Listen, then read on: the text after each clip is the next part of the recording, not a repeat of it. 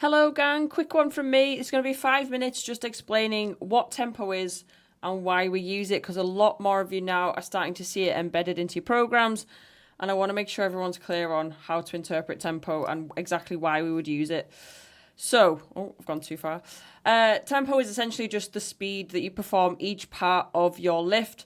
So instead of just going through the motions, we're actually consciously thinking about how long each phase of the lift takes.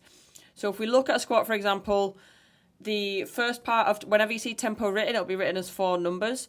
The first part is the lowering phase, which we also call the eccentric phase. The second part is the pause at the bottom. The third part is how quickly you stand up. And then the fourth part is the pause at the top before you start your next rep. So each one of those phases gets a number. Now, obviously, depending on the movement, it might be that the lowering phase comes first. Equally, it might be that we spend a bit more time pausing at the top. I will explain that in terms of the different movements in the next bit. But essentially, we're looking at something that's written like this. So each number is always the number of seconds. So it always represents seconds.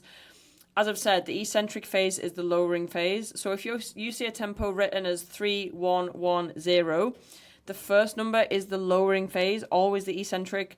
Second number is the pause at the bottom. Third number is how long it takes to lift the weight. Fourth number is how many seconds you pause at the top before your next rep. So for this example, 3, 1, 1, 0 with a squat, it would look like lowering down for 3 seconds, holding for a second at the bottom, standing up for a second, and then 0 seconds because you're going to go straight into your next rep. So why do we use it? Basically, it helps us improve technique. We're staying in control. We're building strength through full range and increasing that time under tension. And a lot of the time, we're just reducing your, I don't want to call it cheating, but a lot of people use momentum, particularly in things like squats. So they'll get to the bottom, they'll just kind of bounce out of it. They don't spend very long sitting in that bottom position, which is where the most tension is on the muscle and the joints. And we're not really building stability and strength in those, disadvantaged positions. And we're building like confidence after pain and injury. I use tempo a lot with people if they've got issues with pain or they're recovering from surgery. So if you we're looking at kind of different tempos for different goals, gives you a bit of an example of why we might use different phases of the movement as a priority. When we're looking at slow eccentric, so that slow lowering phase, we're really trying to emphasize building control, improving tendon strength, and learning movement quality. So a lot of the time, it's just about actually spending time going through that range of motion and not rushing it. When we look at pausing at the bottom for extended periods of time, so usually that can be 2 to 3 seconds, sometimes 4 seconds if you're really pushing you.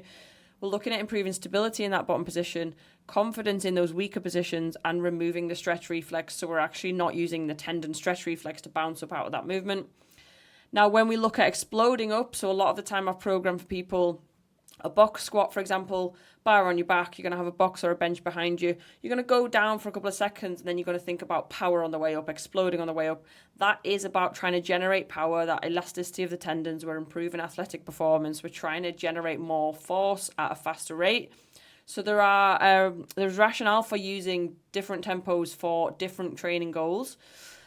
So to go on to kind of how to read your program, we've kind of gone over this already, but if you open up your app and you've got something written that is an RDL, now most of you should know what an RDL is, but that is a Romanian deadlift, and it says 3x8, and then the tempo is 3-1-1-0. You would interpret that as the movement is an RDL, you're doing 3 sets of 8 reps, and the tempo is lowering for 3, holding for a second at the bottom, lift up for 1 second, and then go straight into the next rep.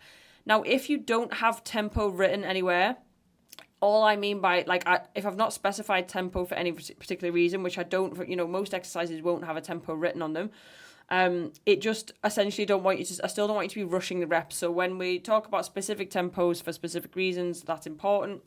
But when you're just going through movements without any guidance on tempo, I still want you to take your time through the movement and try and get into depths and push yourself a little bit, so that you're actually getting some stability and that conscious kind of connection to the muscles that you're trying to work. So it doesn't mean, if there's no tempo written, it doesn't mean that you just rush through the reps, essentially. Obviously, there are movements that don't always start with you. Say a squat, you're starting and standing. The first part of a squat is always going to be a lowering phase. There'll be movements where you don't start with the lowering phase. However, the tempo is always written the first number is always the lowering phase. So if you're in a glute bridge and you're starting at the bottom of the movement and the first part of the movement is actually going to be the concentric phase, so the lifting phase, just obviously refer to the number that's written the third number in. So say you've got tempo of 3-1-1-0, but it's for a glute bridge. You start at the bottom of your glute bridge. The 3 doesn't come into play until you start lowering down. So you'll go up for 1 second, pause for a second, lower for 3, 0 seconds before the next rep. So basically, still always interpret the numbers. The first number is always the lowering phase. It just means you might not start the movement with the lowering phase, if that makes sense. If you've got any questions about tempo, let me know. And obviously feedback in the group. We've got some clients who are using tempo quite explicitly in their program at the minute. They're doing a form of training called German body composition training. So they are using tempo to the extreme. Every single movement has got a tempo listed. They're doing a lot of pauses, a lot of slow lowering. This tends to increase a little bit of muscle soreness, especially with slow eccentrics. So guys, I'd love to hear from you in the group how that phase is going for you, and how the body's feeling in general. All right, guys, that's it from me. Speak to you soon.